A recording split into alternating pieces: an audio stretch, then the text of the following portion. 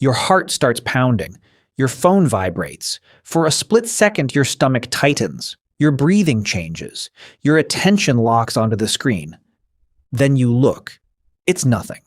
Just another notification. So why did your body react as if something dangerous had just happened? That reaction isn't a bug in your brain. It's a feature, one that was shaped over millions of years of evolution, long before phones, emails, or social media ever existed. The truth is, your brain was never designed for the modern world. It was designed for survival. For almost the entire history of our species, staying alive meant constantly paying attention to danger. Long before cities, offices, and smartphones, our ancestors lived in environments where a single moment of distraction could be fatal. Imagine walking across an African savanna hundreds of thousands of years ago. Every patch of tall grass could hide a predator. Every unfamiliar sound demanded your attention.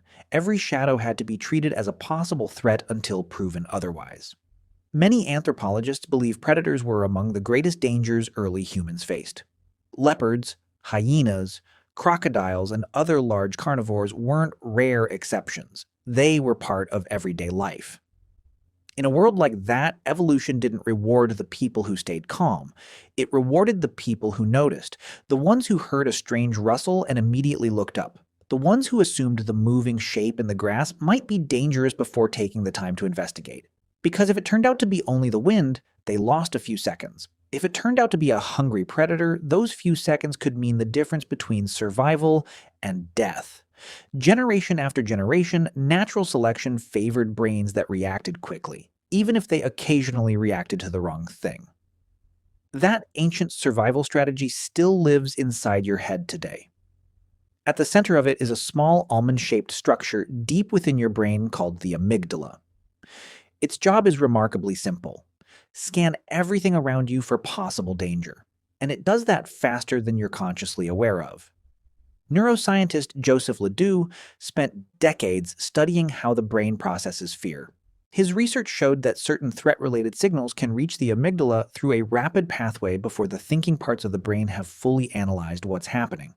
In other words, your body can begin preparing for danger before your conscious mind has finished answering a much simpler question. What am I actually looking at? From an evolutionary perspective, that's exactly what you would want. Pausing to carefully analyze every suspicious movement before reacting would have been an incredibly risky strategy in environments where predators were real. Evolution favored speed over certainty. React first, verify later. That system wasn't designed to be perfect, it was designed to keep you alive. And sometimes, being wrong was far safer than reacting too late. Here's the strange part. That same ancient alarm system is still running today. Only the threats have changed. Your amygdala doesn't understand performance reviews. It doesn't understand unread emails. It doesn't understand social media notifications or unexpected phone calls. What it recognizes is uncertainty, a sudden sound, an unfamiliar name, an unexpected interruption. To your brain's oldest survival circuits, uncertainty has always been something worth investigating. So, when an unknown number flashes across your screen, your body may respond before you've even decided whether to answer. Your heart beats a little faster, your shoulders tighten, your attention narrows. For a brief moment, your nervous system prepares for danger, even though the only thing in front of you is a glowing rectangle.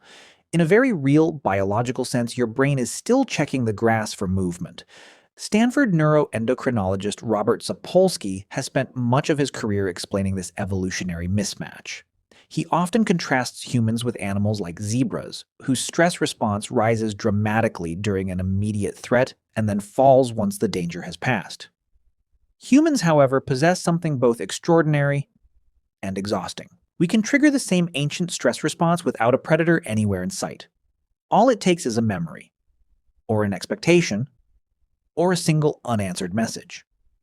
That is why something as small as an unread text message can linger in the back of your mind for hours. The conversation hasn't happened yet. Nothing bad has actually occurred, and yet your brain refuses to let it go. To your ancient survival system, an unresolved situation feels a lot like an unseen predator. Until the uncertainty disappears, part of your mind remains on alert. Thousands of years ago, that kind of vigilance could save your life. Today, it often follows you into meetings, traffic jams, crowded inboxes, and sleepless nights. The problem isn't that your stress response is broken, the problem is that it evolved for a world that no longer exists. Your ancestors experienced stress in short, intense bursts. A predator appeared. Their bodies reacted instantly. The danger passed. Then, for the most part, their nervous systems returned to normal. Modern life rarely works that way. Instead of facing one immediate threat, we deal with dozens of smaller ones that never seem to end. Deadlines, bills, notifications, social expectations, news headlines, unfinished conversations, none of them can bite you. Yet your brain often responds as if each one deserves the same level of attention. Over time, that constant activation begins to take a toll. Neuroscientist Bruce McEwen introduced the concept of allostatic load to describe the cumulative wear and tear that repeated stress places on the body. Your stress response wasn't designed to stay switched on all day. It was built to activate quickly, solve an immediate problem, and then shut down. When that cycle repeats without enough recovery, your body pays the price.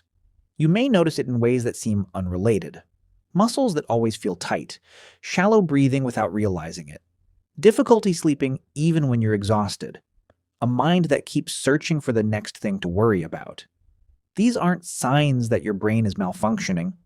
They're signs that an ancient survival system is trying to navigate a world it was never designed to understand.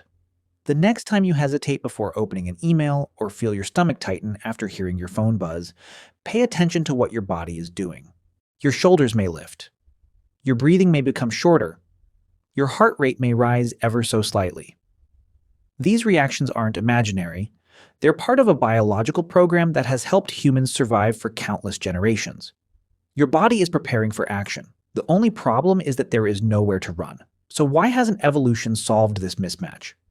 Why are we still carrying a nervous system that reacts so strongly to problems that aren't physically dangerous? Because evolution doesn't optimize for happiness. It doesn't optimize for comfort. It doesn't even optimize for peace of mind. It optimizes for one thing above all else: survival. From evolution's perspective, a brain that occasionally overreacts is far safer than one that fails to react when danger is real. A false alarm costs very little. Missing a genuine threat can cost everything. For millions of years, natural selection consistently favored caution over complacency.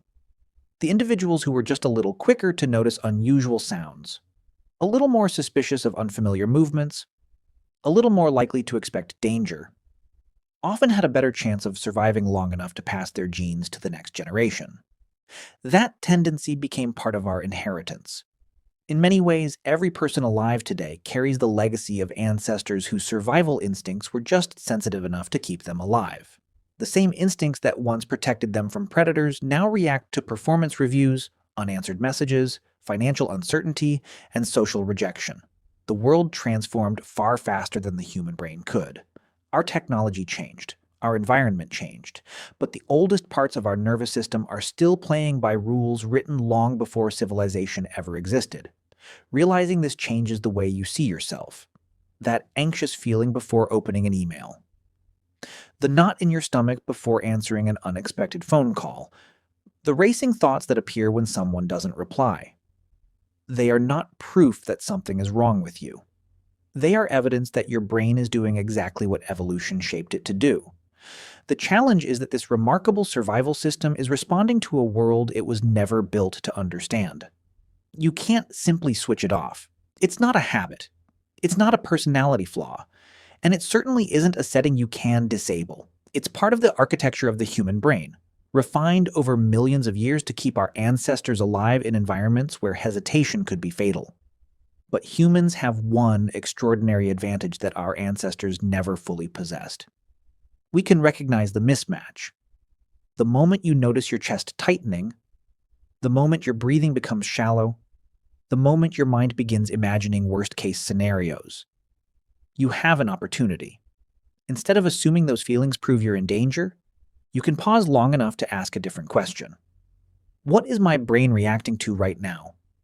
Sometimes the answer is a genuine threat, but surprisingly often it isn't. It's an unanswered message, a difficult conversation, an uncertain future, or simply a notification that interrupted your afternoon. That small moment of awareness changes something important. It allows the slower, more deliberate parts of your brain, especially the prefrontal cortex, to catch up with the alarm that your amygdala has already triggered. The amygdala asks one question: could this be dangerous? The prefrontal cortex asks another: is it actually dangerous? Those are not the same question. And the second one is where wisdom begins. The goal isn't to eliminate fear. Fear has kept our species alive for countless generations. The goal is to recognize when an ancient survival system is trying to solve a modern problem. Because once you recognize the pattern, you no longer have to obey it automatically. The alarm may still ring, your heart may still beat faster, your muscles may still tense, but you gain something your automatic survival instincts cannot provide: choice. For the first time, your response becomes a decision instead of a reflex. And perhaps that's the most extraordinary part of being human. Our oldest instincts were shaped in a world filled with predators, uncertainty, and constant danger. Our modern lives are very different. Statistically, most people today are safer than almost any generation of humans that came before them. Yet deep inside, every one of us lives a nervous system that still expects the rustle in the grass to hide something with teeth. So the next time your phone buzzes and your heart skips a beat, remember this: your brain isn't betraying you. It isn't broken. It isn't overreacting for no reason. It's trying to protect you with survival software written for a world that disappeared thousands of generations ago. The danger changed. Your brain simply hasn't caught up, and perhaps the most powerful thing you can do isn't to silence that ancient alarm. It's to recognize it. Thank it for keeping your ancestors alive, and gently remind it that, at least for this moment, you're already safe.